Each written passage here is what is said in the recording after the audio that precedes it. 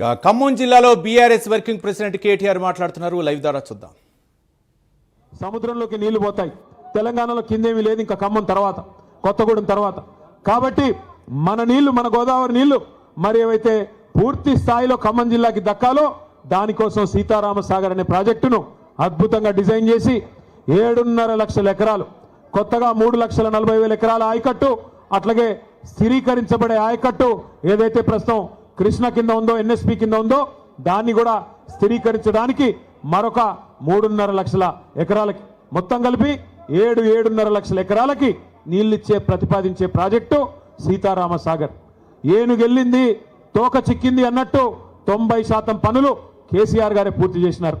చేసి చివరికి మనం దిగిపోయే నాడు డిసెంబర్ 2023లో కట్టిన ఇల్లు పెట్టిన పొయ్యి అన్నట్టుగా వీళ్ళ చేతికి తాళాలు ఇచ్చి మనం పక్కకు తప్పుకున్నాం.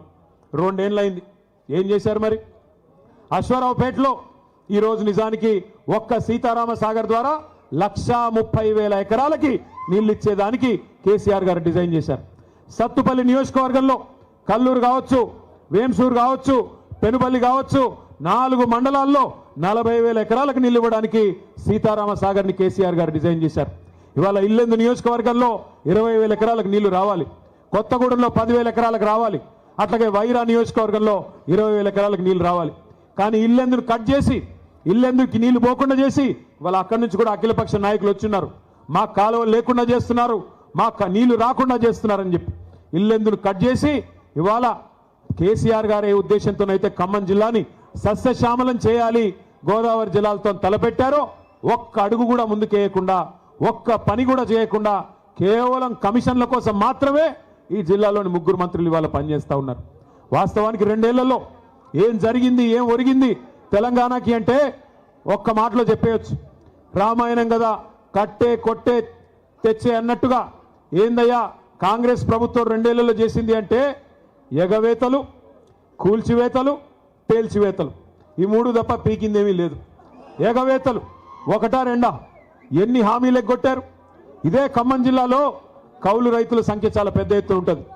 ఆ రోజు రేవంత్ రెడ్డి పిసిసి అధ్యక్షుడిగా ఉత్తరాలు రాసినాడు కౌలు రైతులకి. ఏమని? కేసీఆర్ గారు భూ యజమానులకే ఇస్తున్నారు రైతు బంధు, మీరు నాకు అవకాశం ఇవ్వండి, ఖమ్మం జిల్లా నుండి నాకు 9 సీట్లు ఇవ్వండి, ఇచ్చినట్టయితే 22 లక్షల మంది కౌలు రైతులకి నేను ఇస్తాను రైతు బంధు అంటూ ఆ రోజు రేవంత్ రెడ్డి ఉత్తరం రాసినాడు.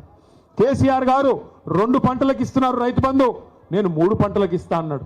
కేసీఆర్ గారు 10,000 ఇస్తే ఎకరానికి నేను 15,000, 15,000 రూపాయలు ఇస్తానని చెప్పాడు.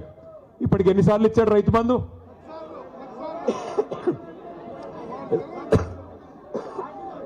బూతులొద్దు కానీ 15,000 ఇస్తానని చెప్పి 12,000 కుదించి అది కూడా ఇప్పటికి ఇచ్చింది ఒక్కసారి.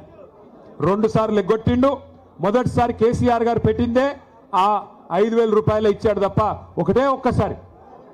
2 ఏళ్లలో ఈ ప్రభుత్వం రైతు బంధు వేసింది ఒక్కసారి, అది కూడా తగ్గించి 15,000 అని చెప్పి 12,000 కుదించి అది కూడా మొన్న ఒక్కసారి వేశారు. మళ్ళీ ఇప్పుడు సంక్రాంతి పండుగ రాబోతా ఉంది. మరి ఇప్పుడు వేస్తారో వేయరో ఎవరికి తెలియదు. ఎంత దారుణం అంటే కౌలు రైతులను మర్చిపోయారు. 3 పంటలకు రైతు బంధు ఇస్తామన్నది మర్చిపోయారు. 15,000 మర్చిపోయారు. రైతు కూలీలకు పెద్ద పెద్ద కానీలు చెప్పారు. రైతు కూలీలకు కూడా నెలకు 1,000 రూపాయలు చొప్పున ఇస్తామన్నారు. 25 నెలలు అయిపోయింది. మరి వచ్చినాయా నెలకు 1,000 రూపాయలు ఎవరికన్నా రైతు కూలీలకి? ఎక్కడా ఎవరికేం లేదు.